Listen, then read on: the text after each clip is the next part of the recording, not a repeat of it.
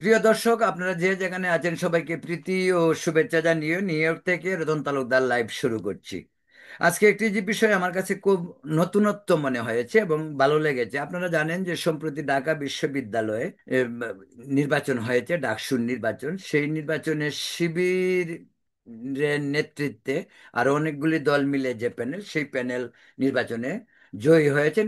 এবং এই বিষয়টি এই সপ্তাহে বা গত দু সপ্তাহ যাবতই অত্যন্ত আলোচিত বিষয়। অনেকেই খুব আশ্চর্য হয়েছেন, আবার অনেকেই মনে করেছেন পরিস্থিতি এমন হবে সেটা আগে থেকে অনেকে আঁচ করতে পেরেছিলেন। যদি আমি ব্যক্তিগতভাবে আমি নিজেও বুঝেছিলাম এবার ডাকসু নির্বাচনে শিবির একটি ভালো পজিশনে যাবে এবং পাশ করার সম্ভাবনা তাদের সবচেয়ে বেশি।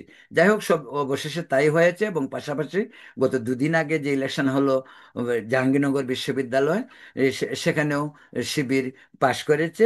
যদিও ভিপি ছাড়া, ভিপি নির্বাচিত হয়েছেন একটি স্বতন্ত্র ইসের থেকে। যাই হোক, প্রসঙ্গ সেইটা না।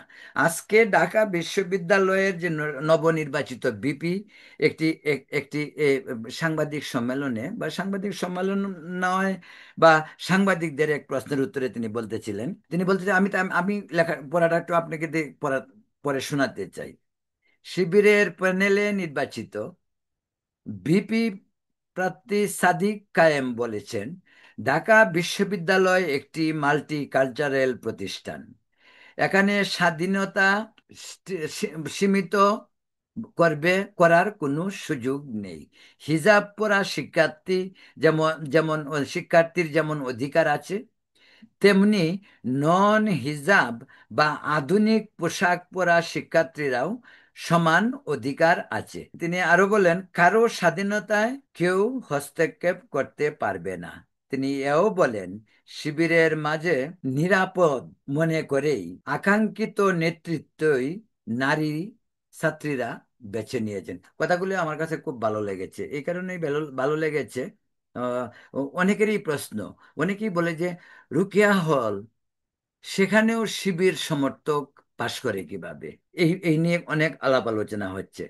কিন্তু আমার প্রশ্ন হলো অন্য জায়গায় হলো কি যে ট্রেডিশনাল শিবির আর আজকের আজকের যে শিবির, যেটা আমি বলতে চাই, এই যে জেন জি শিবির বা আধুনিক শিবির, যদি আপনি বা অন্যভাবে বলতে চান যে আধুনিক শিবির, তাদের বেশ, তাদের বেশভূষ, তাদের তাদের চাল চলন, তাদের কথাবার্তা টোটালি অন্যরকম।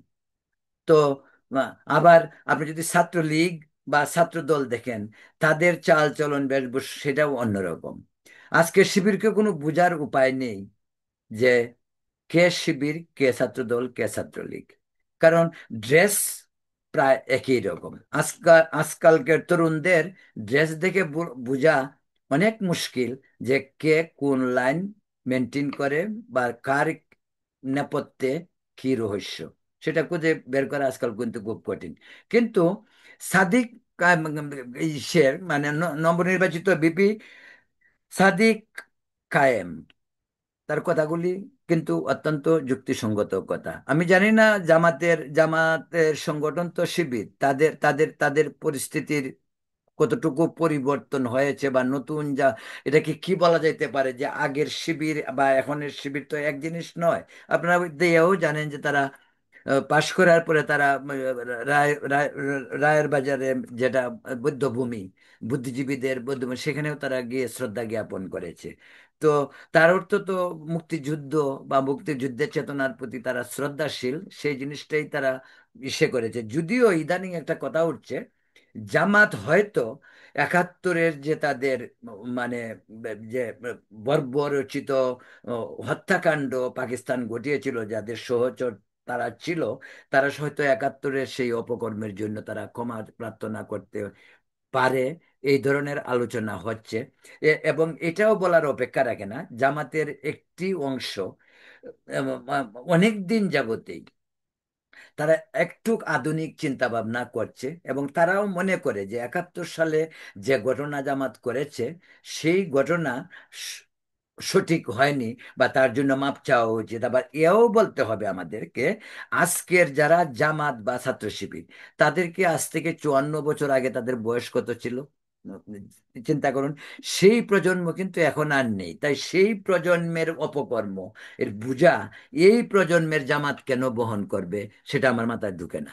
আর দ্বিতীয় কথা হলো, আর এখন যে জেন জি, যে জেনারেশন, সেই জেনারেশনের জামাত কেন সেই অপকর্ম ম- মানে মানে ইসে করবে, মানতে হবে, সেটাও বোঝা মুশকিল। এবং সেই কারণেই হয়তো এখন যে জামাত বা যে শিবির যারা পাশ করেছে, তা বা আজকে সাদিক কায়েমের মুখ থেকে যা শোনা গেল বক্তব্য, সেটা বিস্তর ফারাক, এবং তার কথাগুলি বর্তমান সময়ের জন্য অত্যন্ত মানানসই। আমি এও বিশ্বাস করি, আমি মনে করি, যদি তর্কের খাতিরেও বলতে হয়, যে একজন যদি, আমরা আমরা যখন দেশে ছিলাম, আমি কিন্তু আমি 80 সালে দেশ ছাড়লাম, তখন কখনোই হিজাব দেখি তো নাই, হিজাবের নামও শুনিনি। 90 দশকেও তা দেখিনি। 90-এর পর থেকে হিজাব এসেছে। হিজাব একটা বিপ্লব বলা চলে যেতে পারে।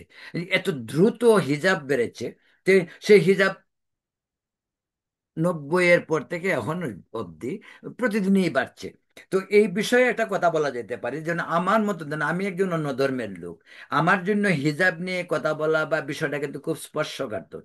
কিন্তু আমি এও বিশ্বাস করি যে মানুষের ধর্ম, কার ধর্মে ধর্মে কি ধরনের পোশাক পরবে, বা ট্রেডিশনাল পোশাক কি হবে, বা আগের থেকে কি ছিল, সেটা, সে কে কি খাবে, কে কি পরবে, সেটা একান্তই তাদের নিজস্ব ব্যাপার। যদি সেটা অন্যের জন্য বাধাগ্রস্ত না হয়, অন্য অন্যের প্রতি তার সম্মান বোধটুকু না থাকে। এখন দেশে ভিন্ন ধরনের মানে ভিন্ন ধর্মাবলম্বী যেমন রয়েছে, তাদের তাদের পোশাক, তাদের আশাক অন্য ধরনের।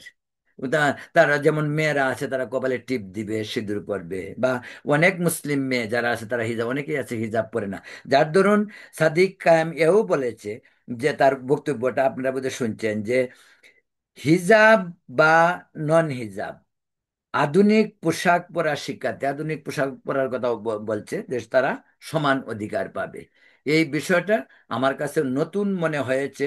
যদিও 5 আগস্ট শেখ হাসিনার পতনের পর, বা তিনি দেশ ছেড়ে চলে যাওয়ার পর থেকে, ডক্টর ইউনূস সরকার যখন রিসেট বটম টিপলেন, অনেক কিছুই কিন্তু উল্টো দিকে যাচ্ছে।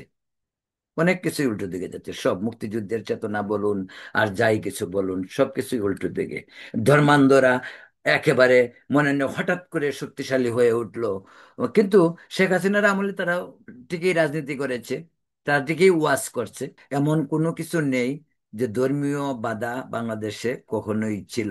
শেখ হাসিনা খালেদা জিয়া সরকারের আমলেও জামাতের সঙ্গে সখ্যতা তাদের ছিল, দুদলেই জামাতকে ব্যবহার করেছে এভাবেই। বিএনপি যখন মনে করেছে তাকে জামাতের দরকার আওয়ামী লীগকে কোণঠাসা করার জন্য, তখন বিএনপি জামাত একসঙ্গে হয়েছে। আবার আওয়ামী লীগ মনে করেছে তাদের জামাত দরকার, তাদের ক্ষমতায় যেতে হবে, তখন জামাতকে তারা ব্যবহার করেছে। তো জামাতকে আমি ব্যবহার করতে পারবো, আবার জামাতকে নিয়ে রাজনীতি করব, সেটা একটা হিপোক্রেসি। সেই জিনিসটা এইভাবে বলা যেতে পারে। যেমন আমি একটি কথা সবসময় বলি, গণতান্ত্রিক সমাজের সকলের রাজনীতি করার অধিকার, বাক স্বাধীনতা, তার ভোট দানের অধিকার, সবকিছুই থাকা দরকার। কিন্তু আমি একটা জিনিস বিশ্বাস করি, যেহেতু আমি মুক্তিযুদ্ধের চেতনায় প্রতি বিশ্বাসী, শহীদদের প্রতি শ্রদ্ধাশীল, বঙ্গবন্ধুকেই মনে করি মুক্তিযুদ্ধের নেতা, তিনি জাতির জনক। সেই হেতু আমার আমার একটা ধারণা, আমি এটা বলি, যেটা এখন জামাত চিন্তা করছে, আমি কিছুক্ষণ আগেই বলছি, যে জামাত যদি 71-এর অপকর্মের জন্য জাতির কাছে ক্ষমা চায়, তাহলে জামাতকে ক্ষমা করা যেতে পারে, এবং ক্ষমা করে দেওয়া উচিত। কারণ তারা এই দেশেরই সন্তান। তাদের তাদের ভিন্ন মত পোষণ তাদের আগের জেনারেশন করেছিল, তারা মনে করেছিল যে পাকিস্তান তাদের জন্য রাইট। কিন্তু তারা যে কর্ম করেছে, সেই কর্মের জন্য তাদেরকে ক্ষমা প্রার্থনা করতে হবে। ক্ষমা প্রার্থনা না করলে পরে তাদের সঙ্গে উঠবস করা সম্ভব নয়। বা গত দীর্ঘ 54 বছর যাবত এ নিয়েই আলোচনা হচ্ছিল। তো আর যদি আপনি চিন্তা করেন যে জামাত যদি ক্ষমা প্রার্থনা করে, তাহলে জামাত তার রাজনীতি তো সে আগের থেকেই করতেছিল, এখন রাজনীতি সে সব কিছু ঠিকঠাক করবে। সাধারণ মানুষের মাঝে হয়তো তার গ্রহণযোগ্যতা, আগে যেমন তার ভোট সংখ্যা ছিল 7%, 7%। গত 54 বছরে যে জিনিসটা আওয়ামী লীগের সঙ্গে বা বিএনপির সঙ্গে ঐক্যবদ্ধ হয়ে জোট করে জামাত নির্বাচন করে, কিন্তু 7%-এর বেশি ভোট পায়নি। তো এখন হয়তো জামাতের ভোট বাড়বে, জামাতের ভোট বাড়লে আপনার আমার তো কিছু করার নেই। যে ডাকসুতে যে যে জিনিস দেখা গেছে, বা পরবর্তী ইলেকশনগুলিতে, মানে বিশেষ করে রাজশাহী বিশ্ববিদ্যালয় বা চট্টগ্রাম বিশ্ববিদ্যালয় কি হবে আপনারা অনুমান করতে পারেন। জাহাঙ্গীরনগরে যা হয়েছে তারই বহিঃপ্রকাশ বা তারই পুনরাবৃত্তি হয়তো ঘটতে পারে চট্টগ্রামে এবং রাজশাহীতে, বা পরবর্তী যে সমস্ত ইউনিভার্সিটি বা যে সমস্ত কলেজ বিশ্ববিদ্যালয়ে ইলেকশন হবে সেগুলিতে হইতে পারে। আসছে সামনে জাতীয় মানে নির্বাচন, সেই নির্বাচনেও সে তার প্রভাব পড়বে। জাতীয় নির্বাচনের প্রভাব পড়বে এই কারণে, জাতীয় নির্বাচনে যে সবসময় ডাকসুর প্রভাব পড়ে তা নয়, কিন্তু এবারের প্রেক্ষাপট ভিন্ন। এবারের প্রেক্ষাপট ভিন্ন এই কারণে যে যেহেতু শেখ হাসিনা পতনের আন্দোলনের মূল নেতৃত্বটাই ঢাকা বিশ্ববিদ্যালয় থেকে বা বেসরকারি ইউনিভার্সিটির ছাত্রদের এখান থেকে এসেছে। ছাত্ররা একটা প্রভাবশালী গ্রুপ এখন, যেটা প্রেসার গ্রুপও বলা যেতে পারে, যে তাদের চিন্তা চেতনার মাঝে নতুনত্ব আছে। তা আমরা আগের যে জেনারেশন, সেই জেনারেশনকে আজকের জেনারেশনের সঙ্গে তুলনা করলে চলবে না। আজকের জেনারেশন আরো অনেক বেশি বৈজ্ঞানিক, অনেক বেশি আধুনিক, অনেক বেশি মেধাবী। সেই জন্য মেধাবী হওয়ার কারণটা এইটাই যে তথ্য প্রযুক্তির সুবাদে বিজ্ঞান প্রযুক্তি যেভাবে এগিয়ে গিয়েছে, এবং সেই বিজ্ঞান প্রযুক্তির সুবাদে আজকে শিক্ষার্থীরা অনেক বেশি মেধাবী হওয়ার সুযোগ পেয়েছে, যে সুযোগটা আমাদের সময় ছিল না, বা আমাদের পরে আরো একটা জেনারেশনের ছিল না। প্রিয় দর্শক, সেজন্য বলছিলাম যে এই বিষয়টা ডাকসুর যে ভিপি, সে যে যে কথাটা বলল, সেই কথাগুলি ভালো লেগেছে এবং খুব সময় উপযোগী মনে হয়েছে। তবে এখানে আরেকটি কথা বলতে চাই।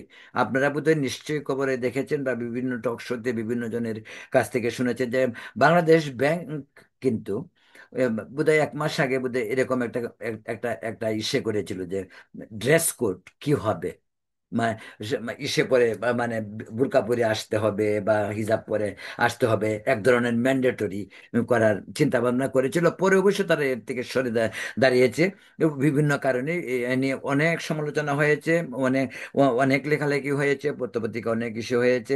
তো পরিস্থিতিটা হলো এইরকম যে যেহেতু আমি এই এই জিনিসটাকে আলাদাভাবে দেখতে চাচ্ছি না এই কারণেই, যেহেতু ডক্টর ইউনূসের অন্তর্বর্তীকালীন সরকার ক্ষমতা নেওয়ার পর বিশেষ করে ধর্মীয় বিভিন্ন অর্গানাইজেশন একেবারে অতি উৎসাহিত হয়ে উঠেছে। মানে এরপরে মৌলানা সাহেবরা যেভাবে ওয়াজ মাহফিলে যেভাবে নগ্ন কথাবার্তা বলা শুরু করেছে, বিশেষ করে ধর্মীয় সংখ্যালঘুদের কে যেভাবে তাদের ধর্মীয় অনুভূতিতে আঘাত দিয়ে তাদের দেব দেবী বা তাদের ঈশ্বর নিয়ে যে আপত্তিকর কথাবার্তা বলে, যদি এগুলি বন্ধ করার জন্য কর্তৃপক্ষ কোনো ব্যবস্থা নেয় না, বা হয়তো ইচ্ছা করে নিতে চায় না, সেটা হয়তো হিতে বিপরীত হইতে পারে, বিভিন্ন দিক চিন্তা ভাবনা হইতে পারে। কিন্তু জিনিসটি যে ঠিক নয়, সেই জিনিসটা তা হয়তো তারা এখনো বুঝতে পারছে না, বা আশা করি তাদের একদিন বোধগম্য হবে যে একটি দেশে হিন্দু, মুসলিম, বৌদ্ধ, খ্রিস্টান সবাই থাকবে। তারা সবাই দেশের ভূমিপুত্র, তারা সবারই অধিকার আছে। দেশে কেউ প্রথম শ্রেণী, দ্বিতীয় শ্রেণী, তৃতীয় শ্রেণীর নাগরিক, এইভাবে দেশকে বিভক্ত করা যায় না। দেশকে এগিয়ে নিয়ে যেতে হলে জাতি, ধর্ম, বর্ণ নির্বিশেষে সকলকে ঐক্যবদ্ধ হয়ে এগুতে হবে। গণতন্ত্রকে প্রাতিষ্ঠানিক রূপ দিতে হলে অবশ্যই জাতির ঐক্যবদ্ধ প্রচেষ্টা এবং সম্মিলিত সম্প্রীতির মাধ্যমেই দেশকে এগিয়ে নিয়ে যেতে হবে। এই জিনিস বিষয়গুলি হয়তো আমরা অনেকেই বুঝি না, অনেকেই বুঝতে চায় না, অনেকেই ধর্মান্ধতার আশ্রয় নিয়ে অহেতুক স- সম্প্রদায়গত যে সমস্ত বিবাদ হয় সেগুলি এ, মানে চলতে থাকে, যে কারণে আমাদের সাম্প্রদায়িক সম্প্রীতিও বিনষ্ট হয় এবং আমাদের জাতীয় অগ্রগতিও ব্যাহত হয় এবং সামাজিক অধঃপতনও আমাদেরকে করে নাড়ে। প্রিয় দর্শক, সেই জন্য বলছিলাম যে আমাদের দেশের সাম্প্রতিক পরিস্থিতির জন্য আজকে যতটুক না দায়ী জনগণ, তার চেয়ে বেশি দায়ী রাষ্ট্রযন্ত্র। কারণ সবকিছু রাষ্ট্রযন্ত্র দ্বারা নিয়ন্ত্রিত। আজকে মপতন্ত্র বলেন, আজকে আপনার ওই যে মানুষ পিটিয়ে মারা, যেভাবে পাথর দিয়ে মানুষ মারা হয়, যেভাবেই যে যুক্তি যে এই যে রেপ করা হচ্ছে, ধর্ষণ করা হচ্ছে নারীদেরকে, এইসব বিষয়কে কন্ট্রোল করার দায়িত্ব সাধারণ মানুষের না, সে দায়িত্ব হলো সরকারের। কিন্তু সরকার কতটুকু দায়িত্ব সম্পন্ন, সেটা গত 13 মাসে ডক্টর ইউনূস সরকারের শাসন আমল আপনারা দেখেছেন, যে কারণে মানুষ এখন বলতে বাধ্য হচ্ছে 16 বছর যা চুরি হয়নি, 13 মাসে তা চুরি হয়েছে। তাতে আমরা কি চেয়েছিলাম? তা আমাদের কি বিপ্লব? আমরা তো চেয়েছিলাম শেখ হাসিনার আমলের যে ছবি, সেই ছবি তো আমরা দেখতে চাইনি। তাও তো ওই গভর্নমেন্টই ভালো ছিল। তো এখন তো সেই ছবি দেখে, বরং কোনো কোনো ক্ষেত্রে আরো ভয়াবহ। শেখ হাসিনার আমলে কি এরকম মবতন্ত্র হয়েছিল কোথাও? কাউকে কাউকে পাথর দিয়ে মেরেছিল? শেখ হাসিনার আমলে উন্নয়ন হয়েছে, কিন্তু শেখ হাসিনা যে বিষয়গুলিকে একেবারেই গুরুত্ব দিতে চায় নাই, সেটা হলো মানুষের নাগরিক অধিকার, মানুষের ভোট প্রদানের অধিকার। সেটা হরণ করা হয়েছিল বলেই শেখ হাসিনার প্রতি ক্ষোভে, দুঃখে মানুষ তার প্রতি সমর্থন তুলে নেয়। এ কারণেই এই যে 24-এর আন্দোলনে সর্বস্তরের মানুষ, ডান বাম, ধর্মান্ধ, আস্তিক নাস্তিক, সকলেই এই আন্দোলনকে সাপোর্ট করেছিল একটিমাত্র কারণে: শেখ হাসিনার আমলের স্বেচ্ছাচারিতা। মানুষ একেবারে হাঁপিয়ে উঠেছিল। প্রিয় দর্শক, তো অন্য প্রসঙ্গ নিয়ে আবার কথা বলবো আপনাদের সামনে সামনে আপনারা যে যেখানে আছেন সবাই ভালো থাকবেন এবং নিশ্চিন্তে থাকবেন, নিরাপদ থাকবেন। ভালো থাকুন, সুস্থ থাকুন। শুভরাত্রি।